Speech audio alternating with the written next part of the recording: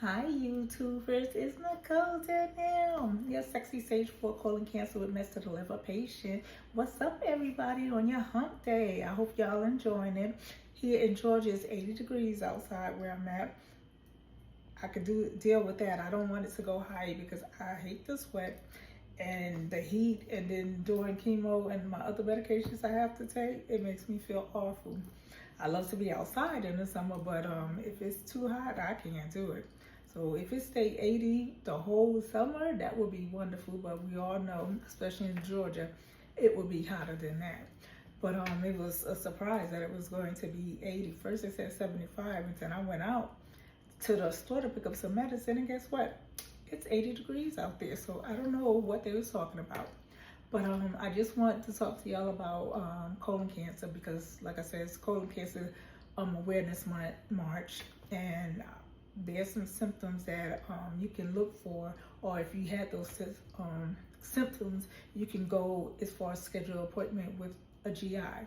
So there's blood in your stool, or not being able to move your bowels, lower back pain that will not go away, losing weight too fast, like within a month, you don't get lost like 30 or 40 pounds. I'm trying to think of what else, because I had all of those, but didn't realize what was making it do that as far as the problems I was having at the time. Because for one, I didn't know about colon cancer, and for two, I never thought about it would be cancer.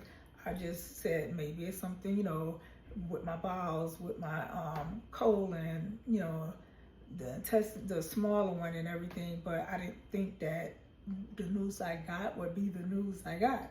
I was just in another space. But I had lost a lot of weight, and if y'all see the pictures that I put up, pictures to show from 2020 to me now, and looks so different and it's so crazy because now I look like myself. Then I was like, who the hell is this person? And I would say that all the time. My mom and my sister would laugh. It was a picture I took with my sister when I was really skinny, and I think I had my New York hat on, and we took the pictures. So one day I was just sitting there going through the pictures, and I text her. I said, Mommy didn't tell me, because I already have a brother. Mommy didn't tell me that we had another brother. And she was like, what? I said, look at him. And she said, you are stupid. I said, yeah. I said, who is that? I said, Dad, we got another brother. And she could not stop laughing.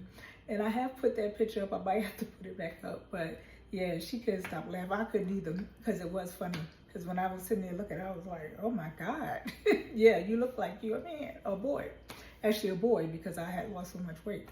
My legs were so skinny, I was like front and like straight down, nothing. I mean, I wouldn't mind, not being that small, but I'm actually losing a lot of weight now too, because the medicine that I'm taking now for the chemo medicine is actually, for my appetite, that's always going to be, as far as with any chemo you take, you might not have an appetite. But with me, my throat was so messed up, like for a month, I couldn't really eat anything.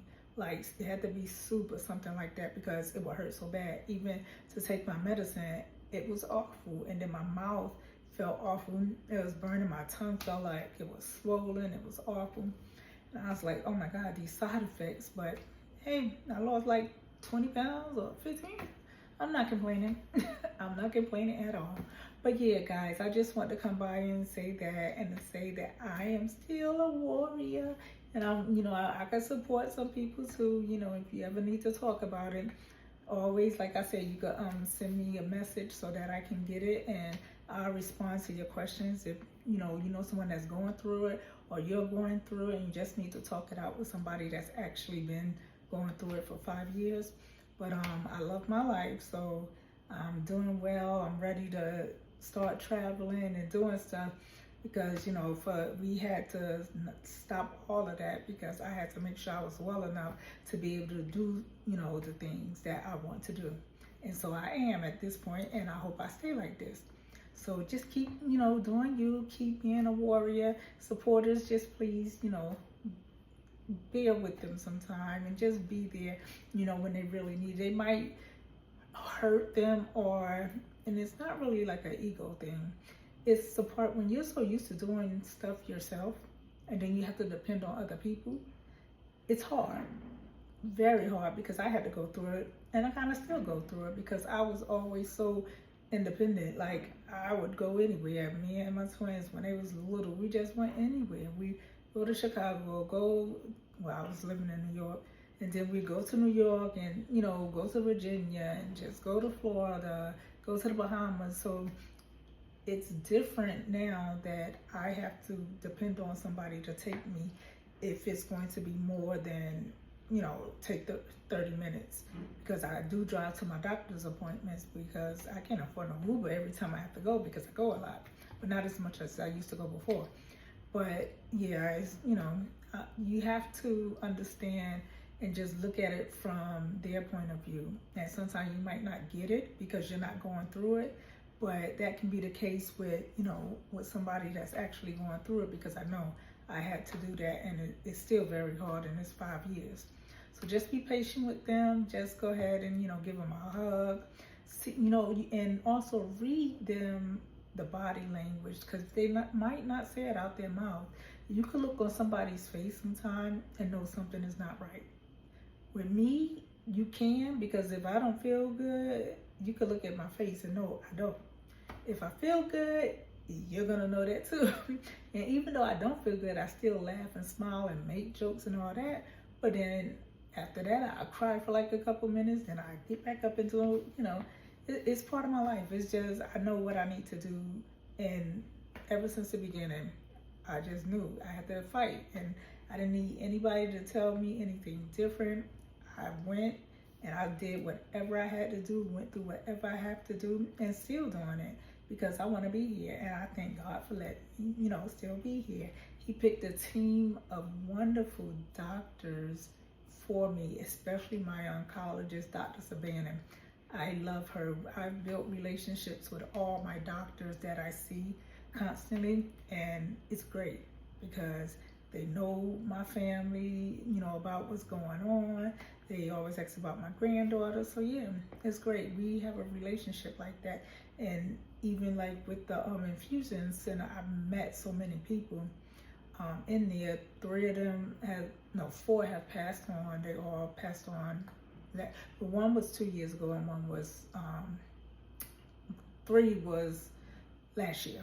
And I'm like, I'll be there and I'm watching, the people. And one of the ones that passed away, it was so funny when we used to be there at the same time. And he was just, we called him Negative Ned because everything I would try to tell him, like, won't you do this, do that. And he's like, mm-mm. He said, I want to eat my steak and all of that. And I said, okay. So I'm an artist, so I had to a picture of me from another picture. And he was like, you're not that light. So when I showed him the picture, he was like, oh, you are? I said, yeah. I said, it's me.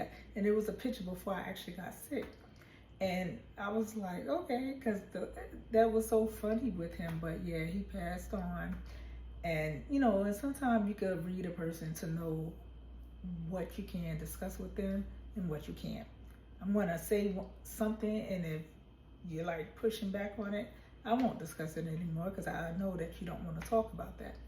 But, I still try with the friends I've made. I'm going to call them friends and family because I have made friends and family going through all of this for 5 years. I talk to everybody. When I say, and I hug all the nurses when I come, my doctor, that's just me, and they already know that that's going to happen. They come and make sure they get one, and they know I'm giving them hugs. So, but yeah, guys, have a wonderful hump day, and please go get a colonoscopy, and hopefully, it said they could remove the polyps, and then also, if you do have it, I would pray that it wouldn't be, stage 4 or 3. Hopefully it would be 1 or 2 if you did have to go through it. But, excuse my voice is still messed up, which I was like, oh, I like my little sexy, raspy voice. So love you guys, and I'll talk to you later.